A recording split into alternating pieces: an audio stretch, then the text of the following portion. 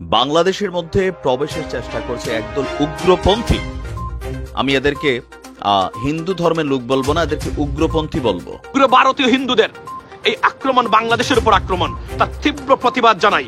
বাংলাদেশ সরকারকে তার সর্বোচ্চ ব্যবস্থা নেওয়ার জন্য আসসালামু আলাইকুম ভিউয়ার্স, দেশ ও দেশের বাহির থেকে যারা আমার ভিডিওটি প্লে করেছেন জানাচ্ছি আন্তরিক শুভেচ্ছা ও অভিনন্দন। আশা করি সবাই ভালো আছেন, সুস্থ আছেন, আলহামদুলিল্লাহ। তো ভিউয়ার্স, বাংলাদেশে শেখ হাসিনার প্রত্যাবর্তন ও অন্তর্বর্তীকালীন সরকার ডক্টর মোহাম্মদ ইউনূসের পতন সহ বাংলাদেশ দখলে নেওয়ার জন্য সর্বশেষ ইস্কন ইস্যুকে কেন্দ্র করে ভারত বাংলাদেশকে যুদ্ধের সংকেত জানিয়েছে।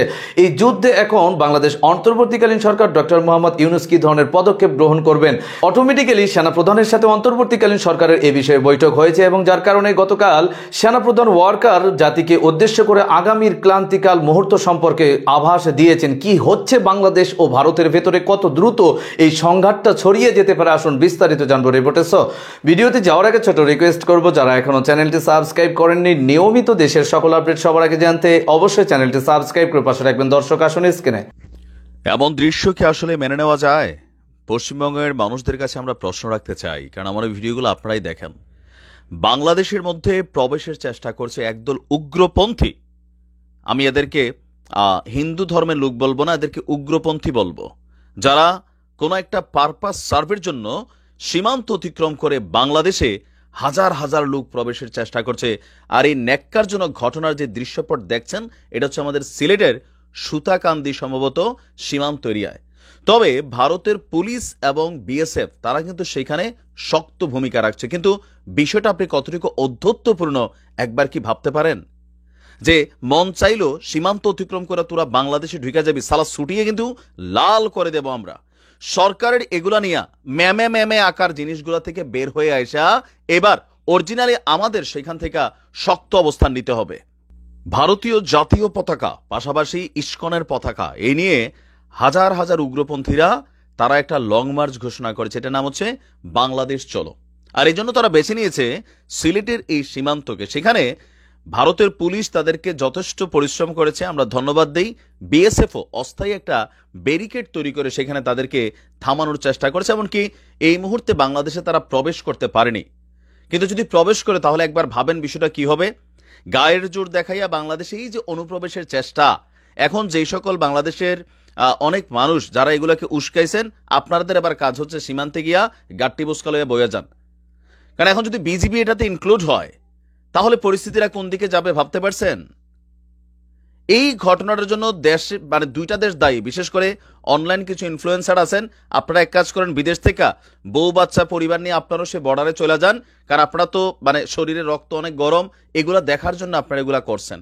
বিদেশ বৈশা বৈশা এরকম অনেক উস্কানি কিন্তু তৈরি হয়েছে, যেটা আজকে সেই সীমানা মানে সুতাকান্দি হোক, যে এলাকাগুলো হোক, এইখান দিয়ে যদি প্রবেশ করে ফেলে আপনি অনলাইনে ভিডিও বানাইতে পারবেন, বার্তা দিয়া মানুষকে ওইখানে মরার জন্য পাঠাইতে পারবেন, কিন্তু সলিউশন আপনার হাতে নাই, ওই হ্যাডনটা কিন্তু না। আমার আজকে প্রচন্ড গোসাই হচ্ছে।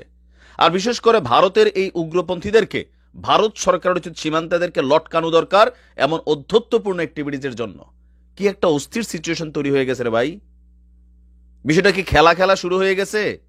তো যান, যারা মনে করছেন যে ভারতের সাথে যুদ্ধ করে জয়লাভ করে ফেলবেন, এই মানুষগুলারে যারা বাংলাদেশে এরকম উস্কানি দিচ্ছেন, এদের সবাইকে ধইরা সীমান্তে পাঠাই দেন। তোমরা খেলো আর আমরা অনলাইন থেকে দেখি। মানে বিষয়গুলো কিন্তু এখন আউট অফ কন্ট্রোলে যাচ্ছে, 2-4টা লাশ পড়ে যাবে আমি দেখতেছি। কারণ ভারতীয়রা যদি ঢুকে, এরা কি এখান থেকে বের হয়ে যেতে পারবে? পারবে না। বাঙালি পিঠাই এদেরকে কিন্তু ওই পার পাঠাই দিবে। এরপরে কি হবে রিয়েকশনটা আপনি চিন্তা করছেন?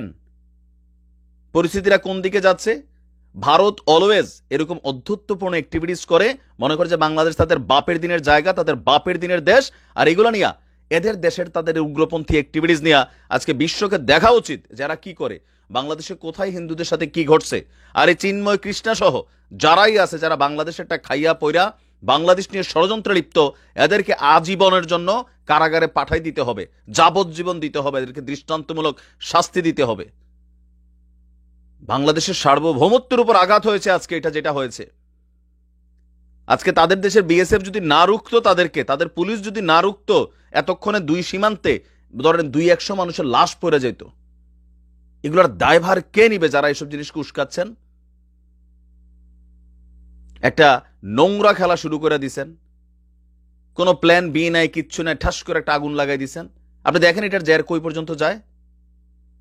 তবে আমাদের মনে হয় সরকারের ইমার্জেন্সি, ডক্টর মোহাম্মদ ইউনূস রাষ্ট্র ক্ষমতায় বসছেন, আপনি অনেক কিছু করবেন, সংস্কার আপাতত বাদ রাখেন, রাইখা এই বিজিবিকে নির্দেশ দেন সীমান্ত সিলগালা করতে। ভারত সরকারের প্রতি আপনি বার্তা পাঠান শক্তভাবে, এগুলো হ্যান্ডেল করতে হবে।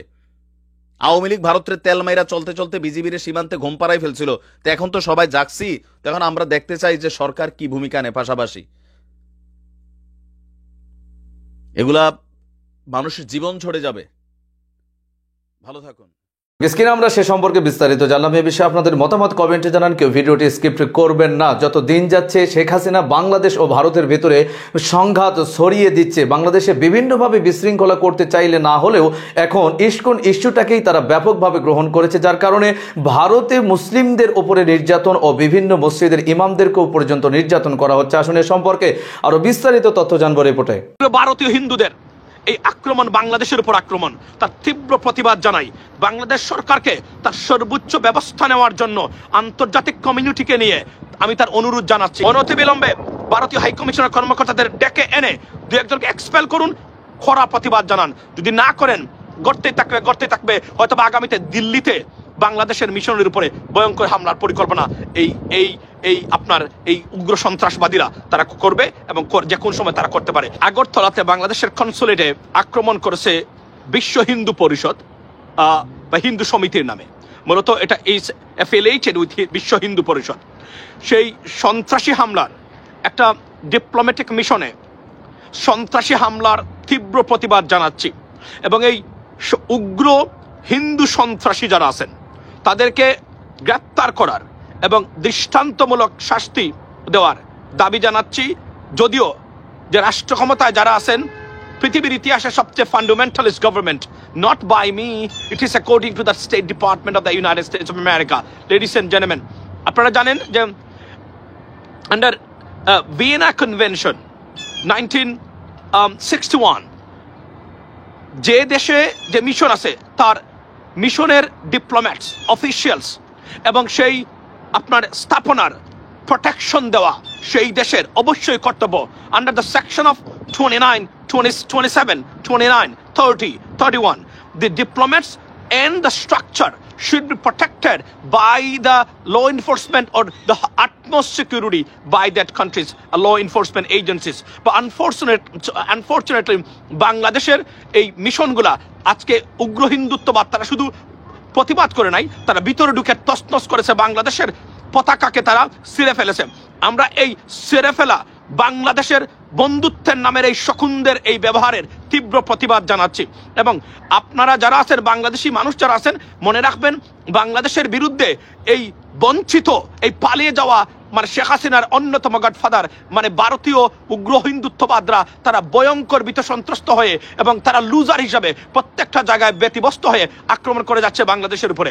বাংলাদেশের নামে, ডক্টর মোহাম্মদ ইউনূস সরকারের নামে, বাংলাদেশের মুসলমানদের নামে সীমাহীন মিথ্যা প্রপাগান্ডা সারা টুইটার থেকে শুরু করে সোশ্যাল মিডিয়া এতে এই মুহূর্তে ভরপুর। লেডিস এন্ড জেন্টলম্যান, আপনারা যদি জান আমি আমার জীবনে এমন মিথ্যা ফেক প্রপাগান্ডামূলক নিউজ আমি আমার জীবনে কোথাও দেখি নাই।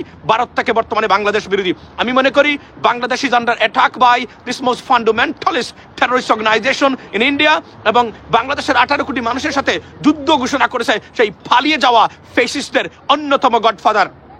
আমি সারা বাংলাদেশের মানুষ যারা আছেন সচেতন থাকবেন, তবে নিজে আইন তুলে নেবেন না। বাংলাদেশের মাটিতে সর্বোচ্চ প্রতিবাদ করার জন্য সরকারকে প্রেসার করুন।